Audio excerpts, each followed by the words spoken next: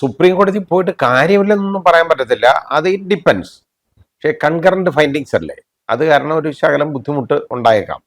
കാരണം ഇവിടെ ഒരു സിംഗിൾ ജഡ്ജ് ആദ്യം തള്ളി, അതിൻ്റെ പുറത്ത് ഡിവിഷൻ ബെഞ്ച് കൊടുത്തു, അതും തള്ളി. അപ്പോൾ കൺകറന്റ് ഫൈൻഡിങ്സിൽ സാധാരണഗതിയിൽ സുപ്രീം കോടതി ഇത് ഇങ്ങനെ ഒരു ഇത് അഡ്മിറ്റ് ചെയ്യാനുള്ള സാധ്യത കുറച്ച് കുറവാണ്. പക്ഷേ ഇല്ലെന്ന് പറയാൻ പറ്റത്തില്ല. അങ്ങനെ അഡ്മിറ്റ് ചെയ്ത കേസുകളുമുണ്ട്. അത് ഇതിനെ രണ്ടിനെയും തിരിച്ചു വച്ചേക്കുന്ന കേസുകളും ഉണ്ടായിട്ടുണ്ട്. കണ്ടാ നമുക്ക് സാധ്യതയില്ലെന്നൊന്നും നമുക്ക് പറയാൻ പറ്റത്തില്ല. It depends.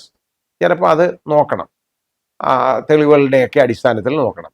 അപ്പം ഈ റിപ്പോർട്ട്, അതായത് ഇപ്പോൾ ഈ ലാൻഡ് റവന്യൂ ജോയിന്റ് കമ്മീഷണറുടെ ഈ റിപ്പോർട്ടുണ്ടല്ലോ, സത്യസന്ധമായ ഈ റിപ്പോർട്ട് അതിന് ഒരുപാട് അനുകൂലമായിട്ടുള്ള കാര്യങ്ങളാണ്. കാരണം ഒരു ഇൻഡിപെൻഡന്റ് ഏജൻസി നടത്തിയ ഒരു അന്വേഷണം, ആ അന്വേഷണത്തിൽ നിന്ന് ആധികാരികമായിട്ട് നടത്തിയ ഒരു അന്വേഷണത്തിൽ നിന്ന് ഇന്ന കാര്യങ്ങൾ വെളിവായിട്ടുണ്ട് എന്ന് കോടതിയെ ധരിപ്പിക്കാവുന്നതാണ്, അത് ചെയ്യാവുന്നതാണ്.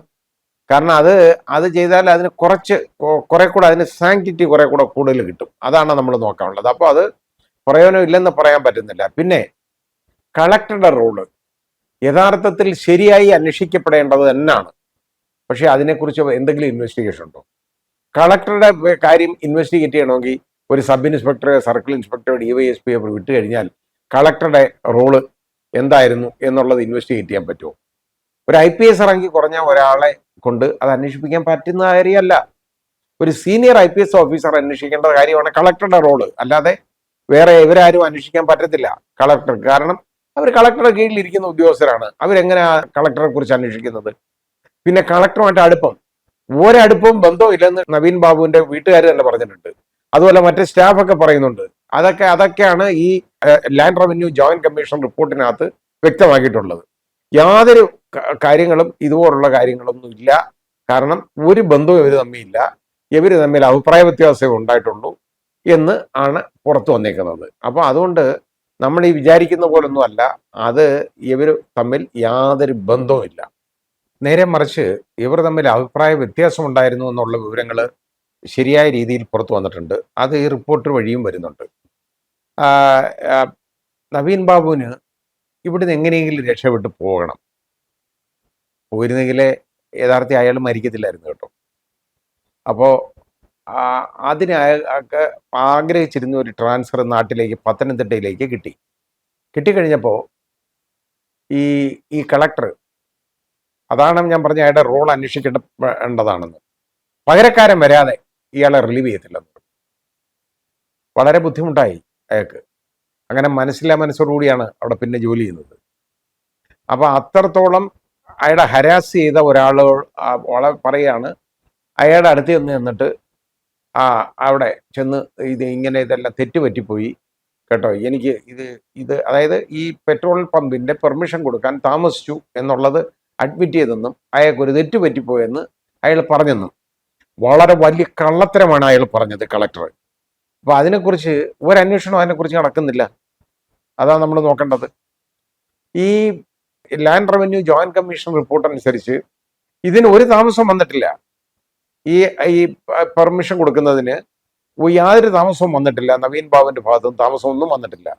ഒരു രണ്ടാമതൊരു റിപ്പോർട്ട് വീണ്ടും വാങ്ങിയിട്ടാണ് നവീൻ ബാബു ഇത് കൊടുക്കുന്നത്. പിന്നെ ഇതിന് കൈക്കൂലി കൊടുത്തതായിട്ട് അയാൾ ഒരു കൈക്കൂലി വാങ്ങിയതിന് ഒരു തെളിവുമില്ല, കൈക്കൂലി കൊടുത്തതിന് തെളിവില്ല. ഇതും ലാൻഡ് റവന്യൂ ജോയിന്റ് കമ്മീഷൻ റിപ്പോർട്ടിലുള്ളതാണ്. അപ്പോൾ ഇതെല്ലാം കൂടെ പറയുമ്പോൾ ഈ കളക്ടർ പറയുന്നത് ശുദ്ധ കളവാണെന്നുള്ളത് വളരെ വ്യക്തമാണ്. അപ്പോൾ പക്ഷേ അയാൾക്കൊക്കെ നല്ല പിടിപാടുണ്ട്. പാവപ്പെട്ട നവീൻ ബാബുവിനും അദ്ദേഹത്തിന്റെ കുടുംബക്കാർക്കും ആരും ഇല്ല. അതാണ് പ്രശ്നം കേട്ടോ. അവർക്ക് ആരുമില്ല. അവര് ഈ പൊളിറ്റിക്കലായിട്ടുള്ള സപ്പോർട്ടെങ്കിലും കിട്ടുമെന്ന് വിചാരിച്ചാണ് ആദ്യമൊക്കെ ഇതിൻ്റെ കൂടെയൊക്കെ നിന്നത്.